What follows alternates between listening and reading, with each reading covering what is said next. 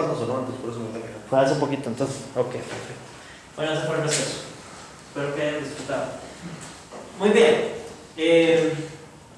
Vale, de nuevo, entonces, el Dios más allá de Dios. La fe, según Tillich, es la máxima preocupación.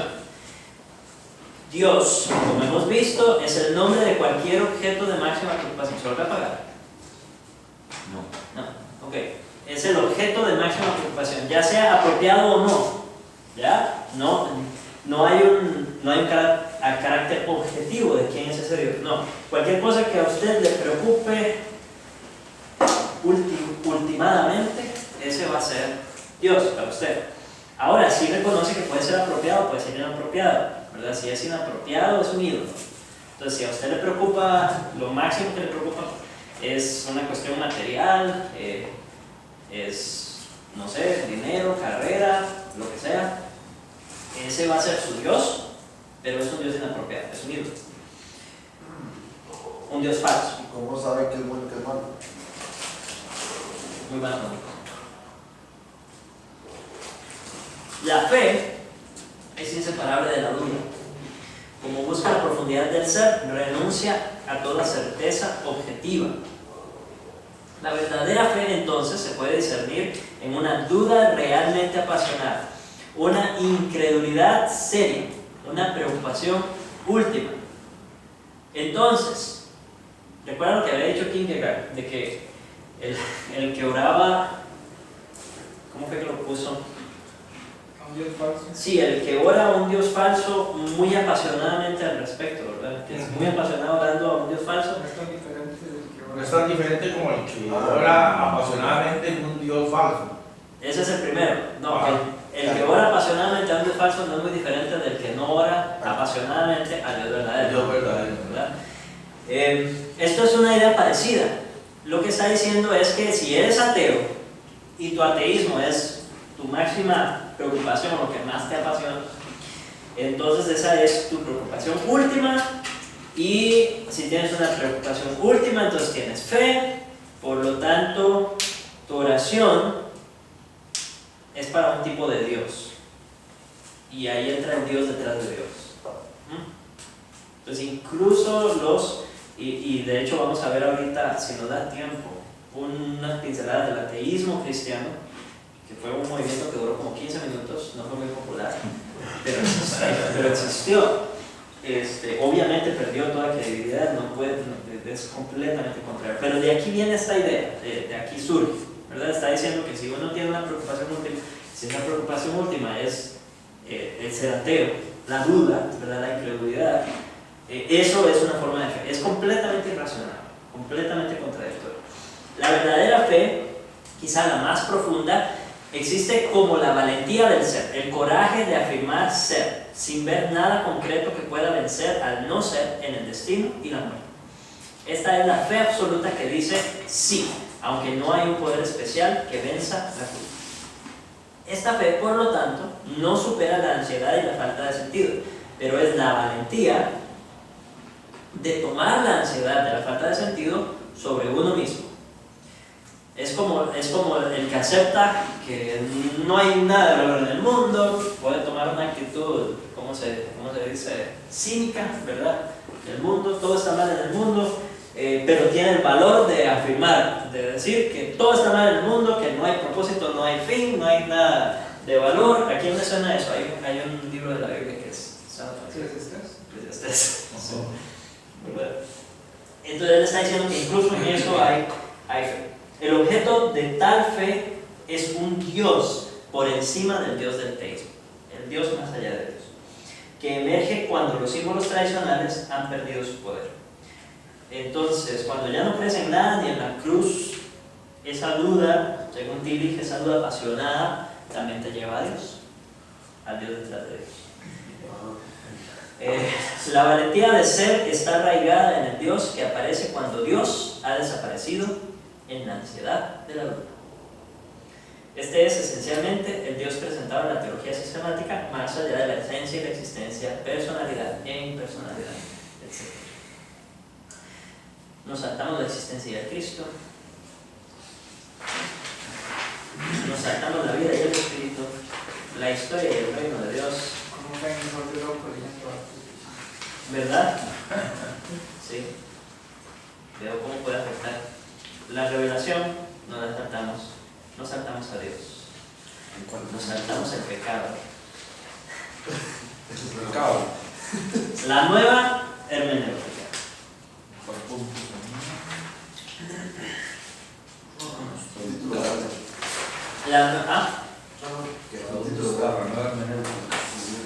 Yo vi una Brunner.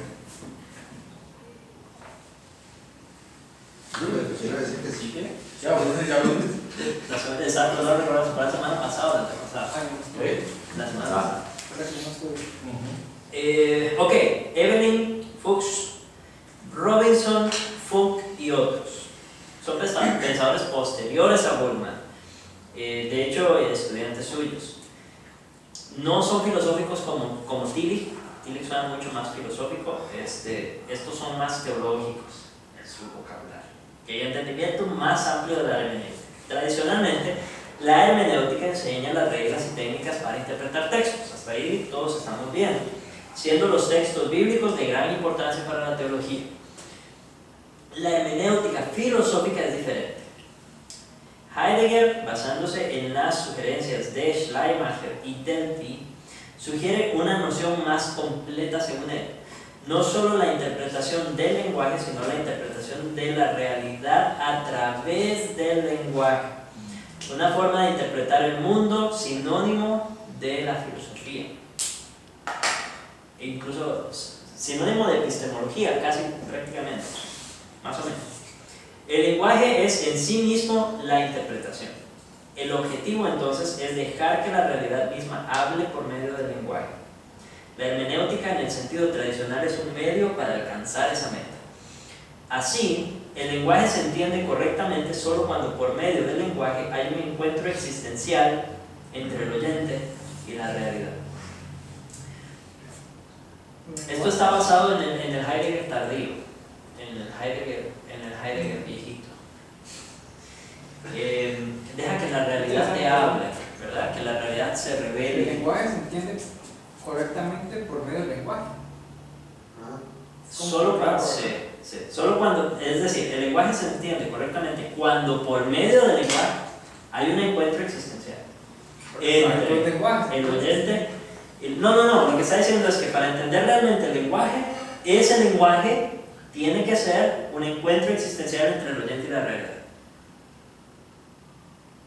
¿Ya? Sí. No son dos lenguajes, es el mismo. Yo me imagino los profesores de seminario explicando esto. Ok, así la interpretación no debe ser ¿qué? Objetiva, ni neutral. Debe ser ¿qué? Si no es objetiva, si no es neutral, ¿qué es? Es existencial. Entonces uno tiene que estar abierto a escuchar y la realidad, completamente, la realidad de alguna manera se revela. La realidad de alguna manera. Siempre llegamos al texto con un preentendimiento. Ahora, de todos estos vamos a estudiar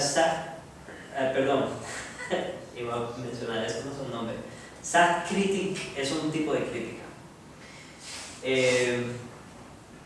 que se desprende del pensamiento de estos hermeneutas. Esta es su actitud hacia la Biblia, básicamente. Más amplio que la desmitificación, el enfoque crítico de todos los contenidos de las Escrituras. Suposiciones antisobrenaturales para eliminar cualquier fundamento externo para la fe. El evento del idioma no es información, sino comunicación de Dios mismo como persona.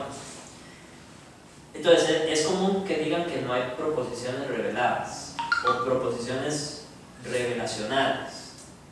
Y eso lo vemos.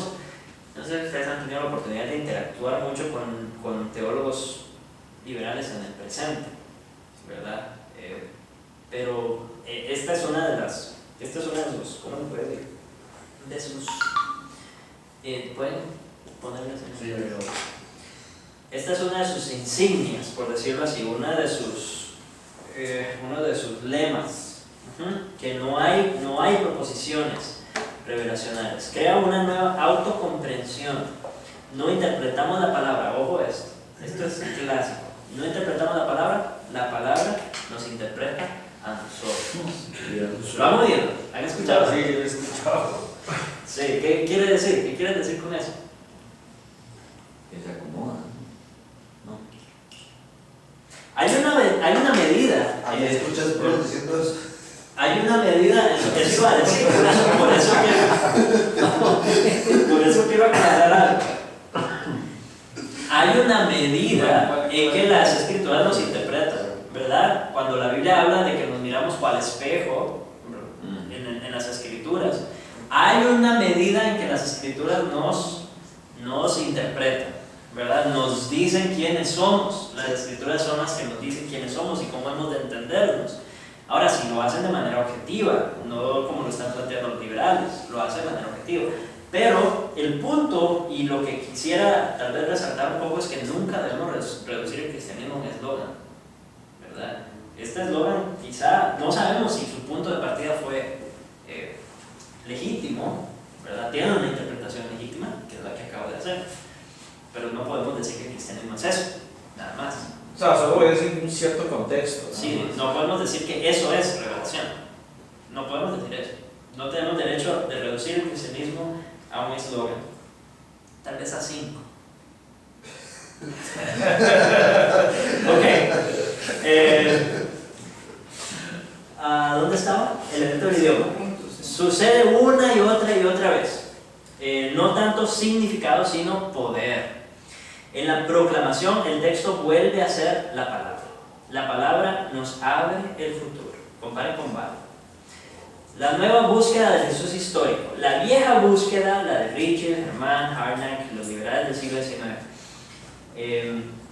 busca una biografía de Jesús a través del estudio histórico crítico objetivo. Desde la historia como ciencia tratan de descubrir a Jesús histórico. Los primeros liberales, ¿verdad? La primera corriente.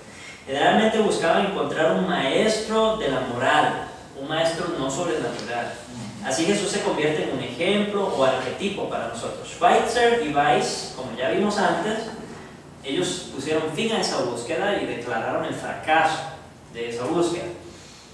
Porque Jesús era un predicador apocalíptico, porque la ética de enseñanza era apocalíptica y no aplicaba, ¿verdad? Ya vimos eso.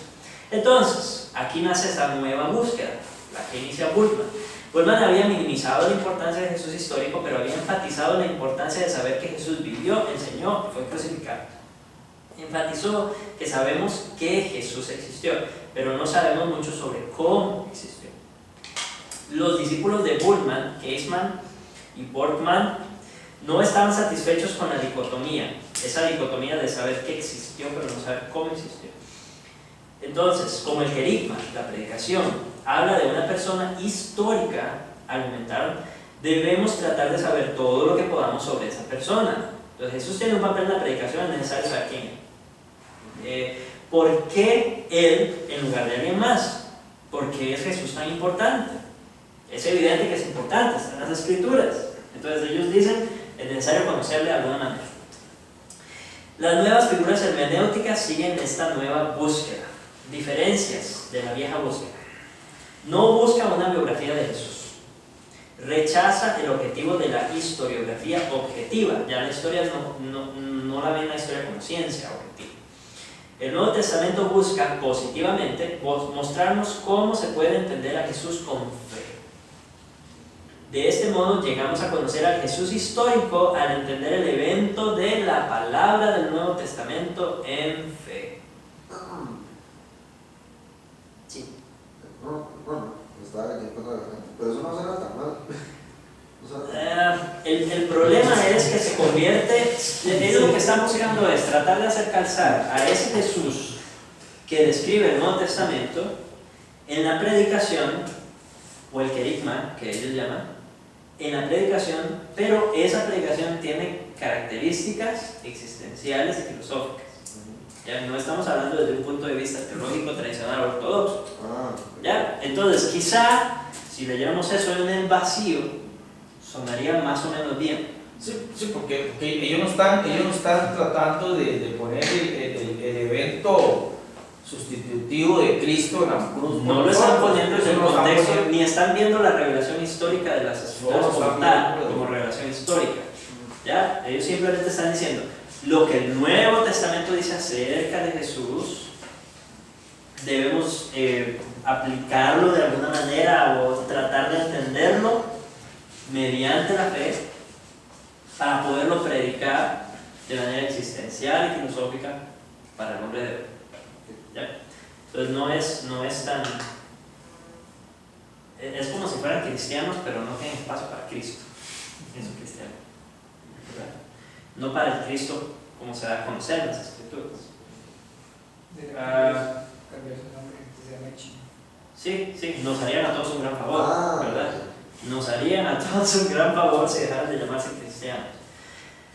Pero, bueno, le han puesto emoción a este curso, ¿no? Se me fueron mis dos. Por lo menos, lo han hecho entender. Ah, Se me fueron el, ¿se le fueron qué? el uno y el dos. Sí, Ya, por dicha lo reconozco. Ok, nos saltamos el 3 y los comentarios quedan para leerlos ustedes. Luego viene aquí el movimiento famoso que duró 15 minutos, el ateísmo cristiano.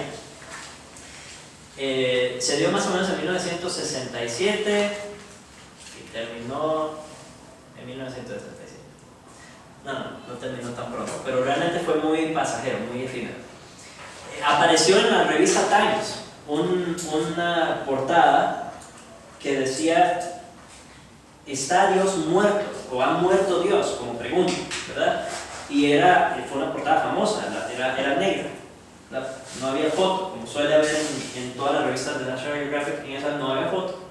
En las revistas del Times no había foto, no había nada frente a un pliego negro. La pregunta nada más: ¿ha muerto Dios? Y presentaba una serie de artículos de pensadores que se hacían llamar cristianos. Pero estaban presentando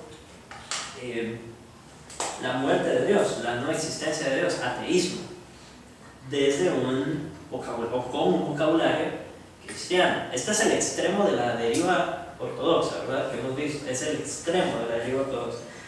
Sonar cristiano negando la existencia de Dios, eso es como, no se puede caer más bajo, ¿verdad? No se puede ser peor que eso.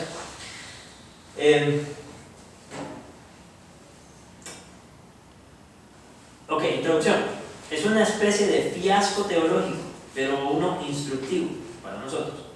No ayuda a ver las implicaciones lógicas de la teología. Nos ayuda a ver las implicaciones lógicas de la teología anterior del siglo XX. La dialéctica de la trascendencia e inmanencia implícitamente mata a Dios desde ambos polos. Su visión de la trascendencia relega a Dios a una posición en la que no puede tener relaciones inteligibles con el universo, y el polo de la inmanencia identifica a Dios con el universo y así destruye su divinidad. Entonces, ambas tendencias llevan al ateísmo. Este es el punto. Todo lo que hemos estudiado hasta este momento, todo, es correcto. Vamos para el rectángulo. Famoso rectángulo. Nos gustan los triángulos, pero Las vamos a trascendencias, hacer inmanencia. un rectángulo. Sí. Y quiero que vean la lógica detrás de este pensamiento, un poco. Hay lógica detrás de este pensamiento, por lo menos detrás de las conclusiones a las que llegan. Entonces, ayúdenme. Tenemos aquí arriba la trascendencia bíblica. Y tenemos acá la inmanencia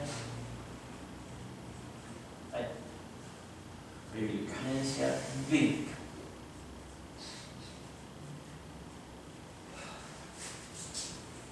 En tensión con la trascendencia bíblica está la inmanencia no bíblica o antibíblica. Y en tensión con la inmanencia bíblica está la trascendencia antibíblica. Entonces, ve lo que está pasando aquí. Estamos viendo a un montón de teólogos, pensadores y filósofos que se han ido a uno de los dos extremos, inevitablemente, ¿verdad? Se van a uno de los dos extremos. O creen que Dios está tan metido en el mundo que no tiene distinción alguna del mundo, que es la inmanencia antibíblica, contraria a lo que nos enseña la trascendencia bíblica. o creen que Dios está tan lejos que es imposible que tenga relación con el mundo, es imposible que tenga alguna interacción, es imposible que tenga alguna relevancia para el mundo. En ambos casos, la existencia de Dios se vuelve irrelevante. ¿Cierto? Porque o Dios está tan lejos que no afecta en nada, entonces puedo no pensar en Él. O Dios está tan metido que no hay ninguna distinción entre Él y yo, entonces puedo no pensar en Él. Y nos convertimos en ateos. Y ese es el punto. Esta es una consecuencia lógica, y les digo, no duró mucho, ¿verdad? No duró mucho porque no se pueden llamar cristianos y ateos al mismo tiempo. Pero es una consecuencia lógica de lo que viene ocurriendo. El pensamiento cristiano estaba deforme. El pensamiento cristiano viene trastornándose de tal manera que la tensión es cada vez más evidente. Y aquí, recuerdan esta parte, hay cierto vocabulario común, ¿verdad? ¿Cómo se puede llamar?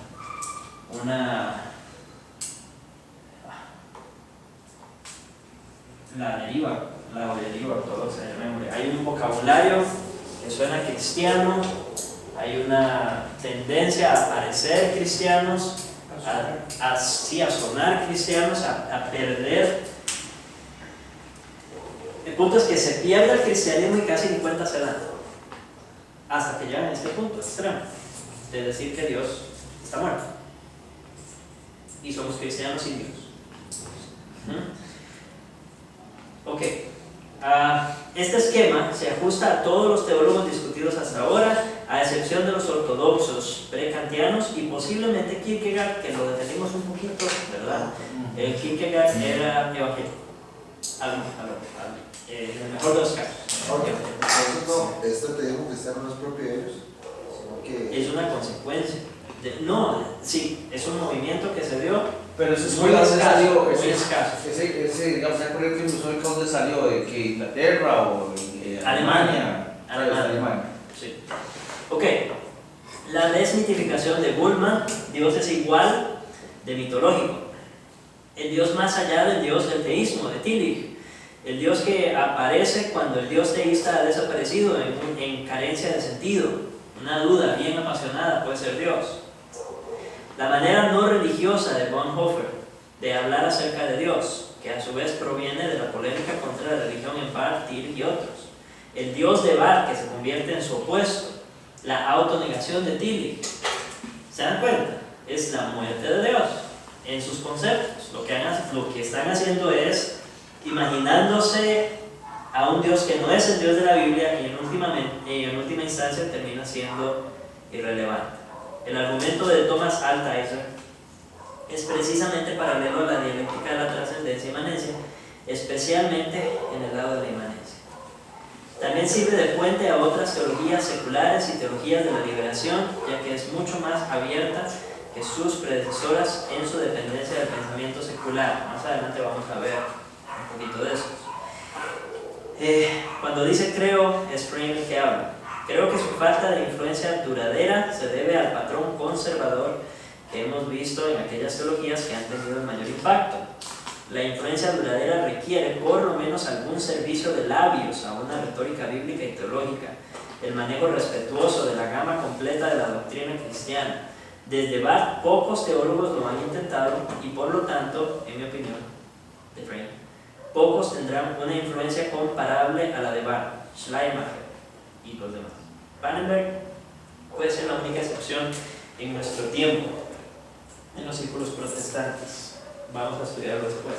Entonces, básicamente, la razón por la que el ateísmo cristiano no pegó es porque suena muy poco cristiano. La razón por la que Barth pega es porque suena muy cristiano. Después de Barth no ha habido teólogos que hayan intentado presentar su dañada teología. Un mal disfraz, usaron. Es correcto. Un mal disfraz que todavía el de Barth está bien. Hasta la fecha, y hasta la fecha si se sigue leyendo y sigue confundiendo, ¿verdad? Sigue confundiendo más de uno. Sí. Ok. Altizer es poco importante, pero es interesante. está en contra del concepto de Dios como sustancia inmutable. Dios puede llegar a ser diferente a sí mismo. Eso fue algo que dijo Barth. Cristo es completamente kenótico. ¿Qué quiere decir? Que se despojó. Que se despojó de su gloria, se despojó de su deidad, Dejó de ser Dios. dejó de ser Dios.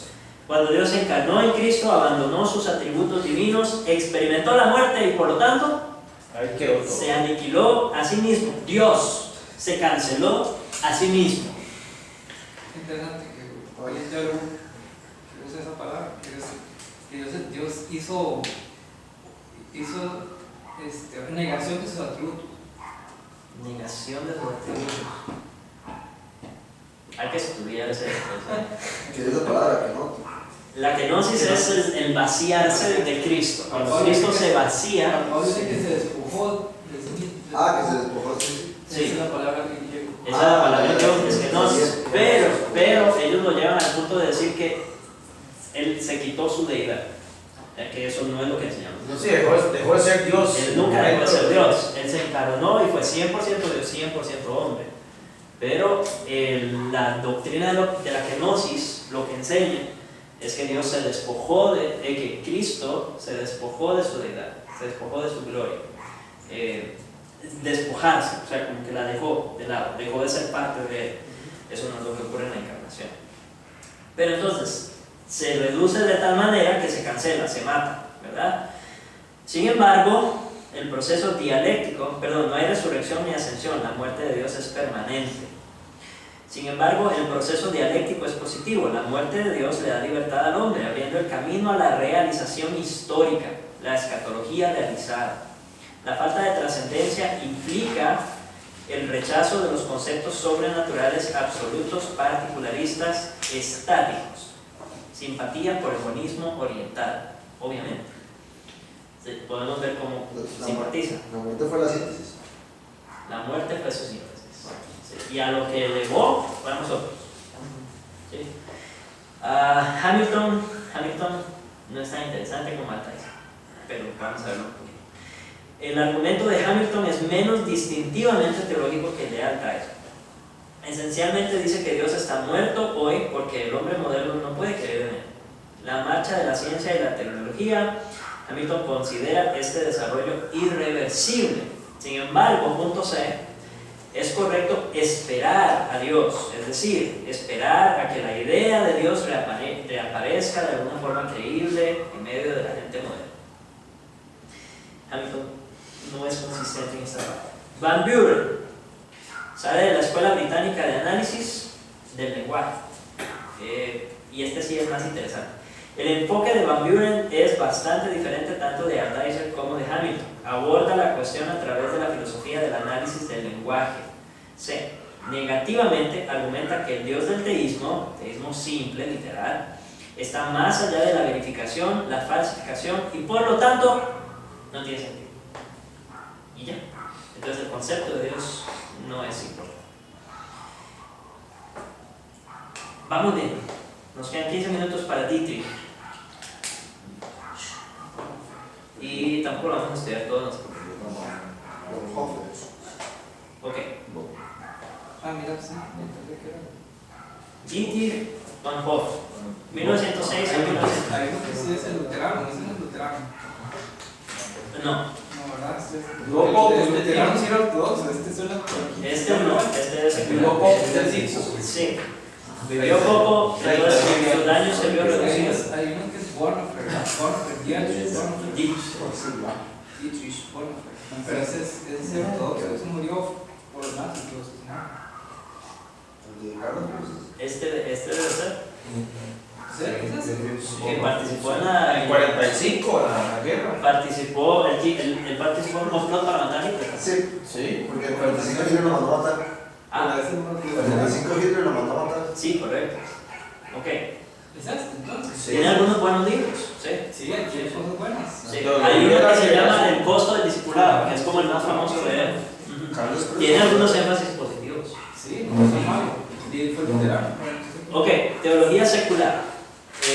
Vamos a ver también referencias a la teología de la liberación. Trasfondo. ¿Qué es teología La teología secular? secular.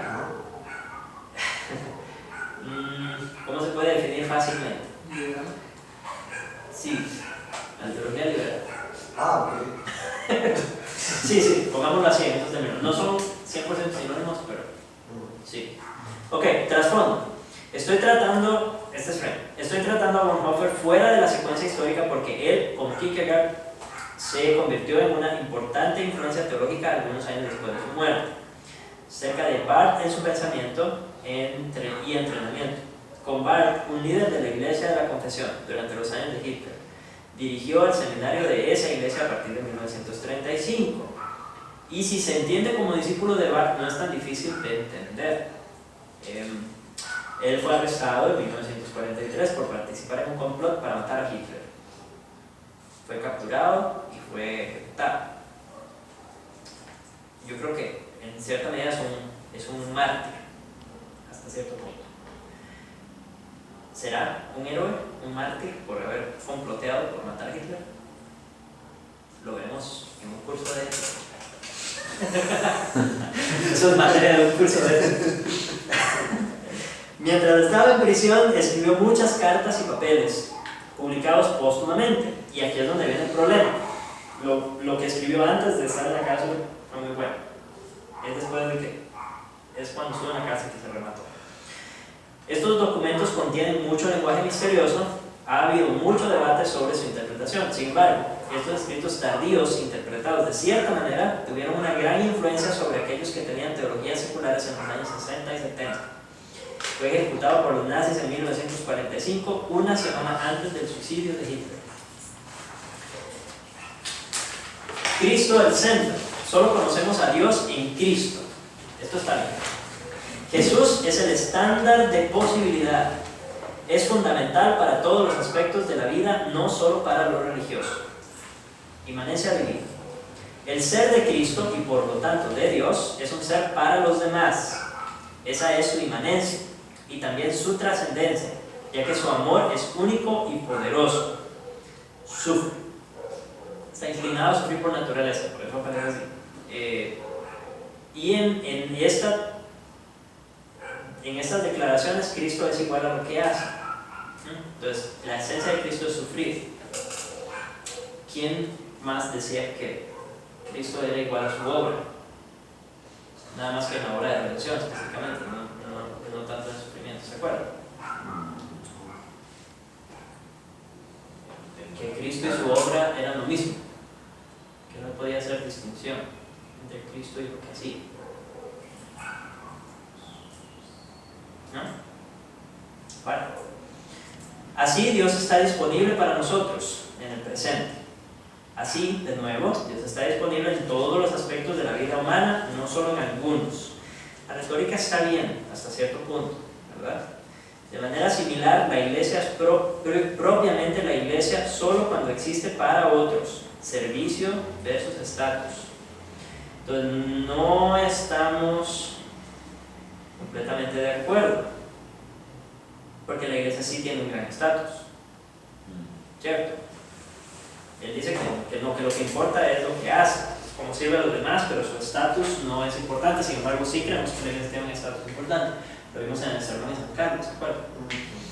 Primera de Pedro 2, 9, en adelante. Y también es la sal de la tierra.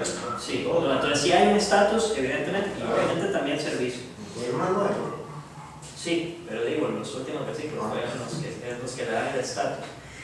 En contra de la religión, igual que Barth, odio la religión pero amo a Cristo. ¿Cuántos han escuchado eso o versiones de eso? Sí, bueno. La religión es la práctica de la fe. Santiago usa eso, la cierta verdad. Es decir, en la Biblia aparece la palabra religión bien utilizada y bien definida. Entonces, yo creo que el énfasis a veces tiene sentido.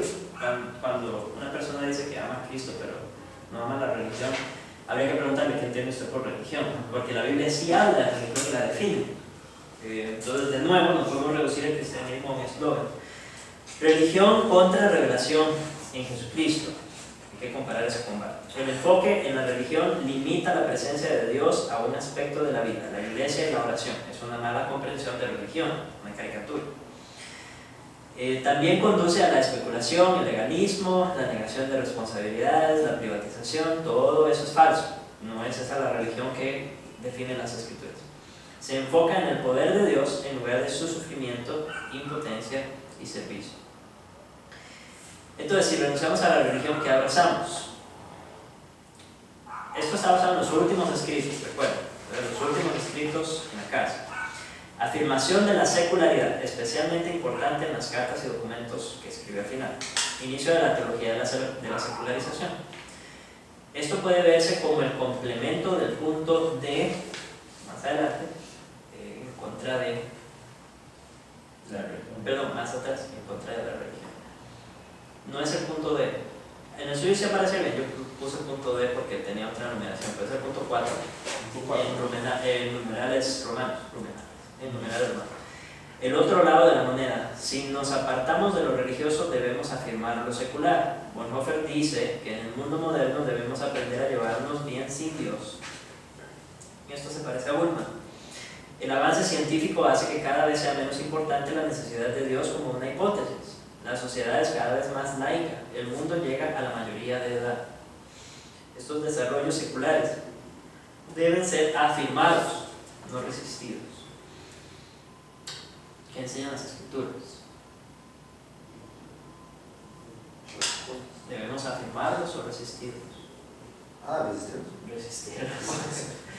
Resistirlos. Hay que calificar eso un poco, pero en esencia es eso. De lo contrario, los cristianos reclamarán el estatus en lugar de aceptar el camino del amor que sufre. Se convierte en legalismo, como si tuviéramos algo que ellos no tienen. Pero sí tenemos algo que ellos no tienen. Sí hay estatus. Dios es el Dios que nos abandona, por tanto debemos vivir sin Él.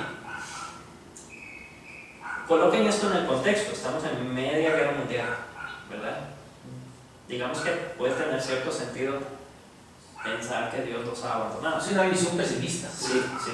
No lo estoy excusando, no estoy diciendo que tenga la razón, que sea válido pensar de esa manera, pero podemos entender de dónde viene. Al decir que Dios los ha abandonado, que Dios es el Dios que abandona. El mundo secular tiene valor porque Cristo entró en él, se comprometió con él. No podemos hacer menos. Aquí hay que hacer una distinción. Ellos hablan del mundo secular como todo, pero una cosa es el mundo creado y otra cosa es la cultura pecaminosa producto de los hombres. Esas son dos cosas diferentes. Cuando Cristo vino a salvar al mundo, no vino a salvar la cultura pecaminosa de los hombres. Es decir, no vino a validar eso.